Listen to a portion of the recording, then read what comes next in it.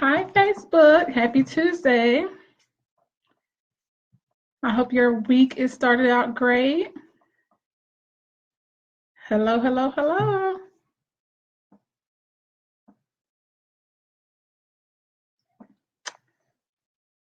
Happy Tuesday. I'll give it a few seconds for some people to get on so I can make sure you can hear what I'm saying.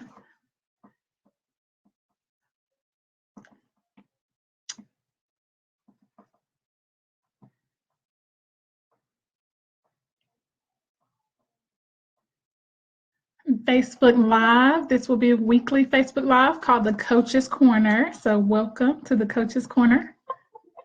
Welcome, welcome, welcome. If you can hear me, just leave me a comment or a heart or something so I can know that you can hear me okay. Hi, Thomas. Can you hear me? Hey, welcome. Can you hear me okay? Awesome. How are you today?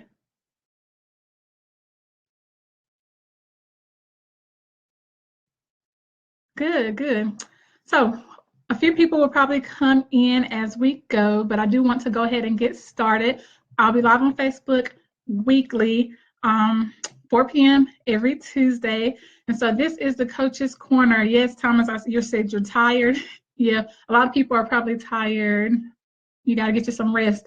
So this will be a weekly Facebook Live called the Coach's Corner. And I just want to invite you into my corner, share with you some information, give you some tips, some updates about what's going on in the teenage world, good and bad, and then give you some action steps to empower you to help your teenager get through whatever it is that they're going through, okay?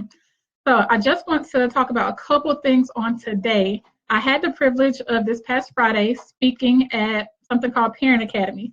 I was one of 3 facilitators for the Parent Academy, and the first facilitator talked about bullying and the rise in cyberbullying and different social media sites that teenagers use to bully one another, even outside of school.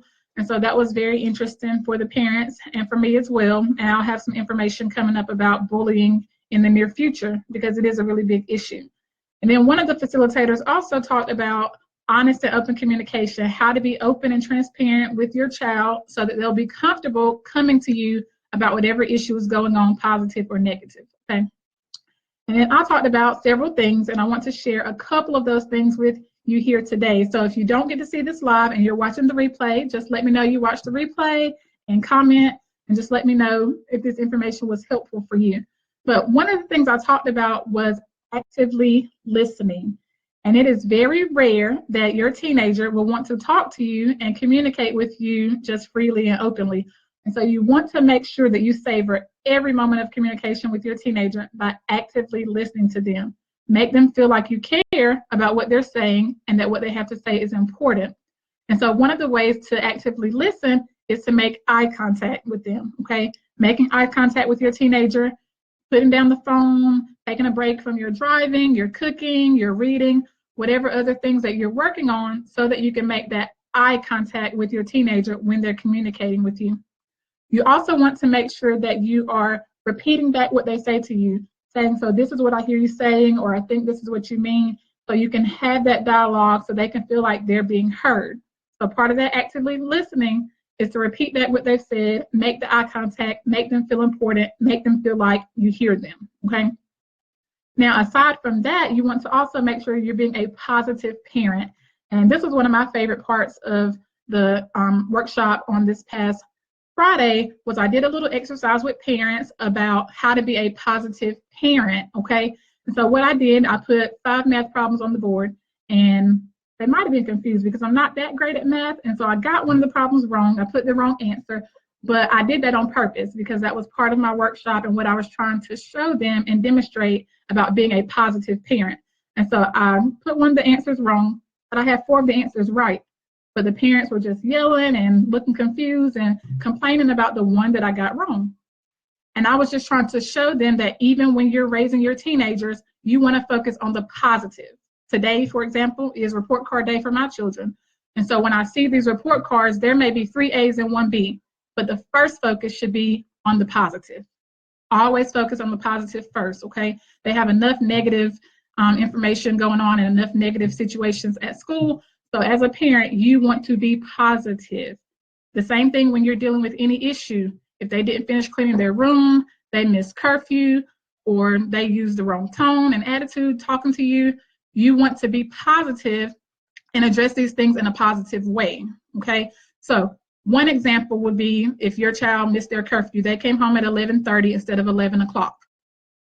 Instead of questioning them and saying, why are you coming in my house at 11:30? They're going to shut down if you do that. So you want to address it by saying, I see that whatever the situation is. I see that you got home a little late last night. Once you say that, they're going to respond and try to explain themselves. The same thing with cleaning the room. Instead of saying, why your room not clean? If you say, I see that your room is still not clean, they're going to begin to explain themselves without shutting down or shutting you out, okay? So you want to make sure that you're being positive. You're not asking these demeaning questions, but you're saying, this is what I see going on.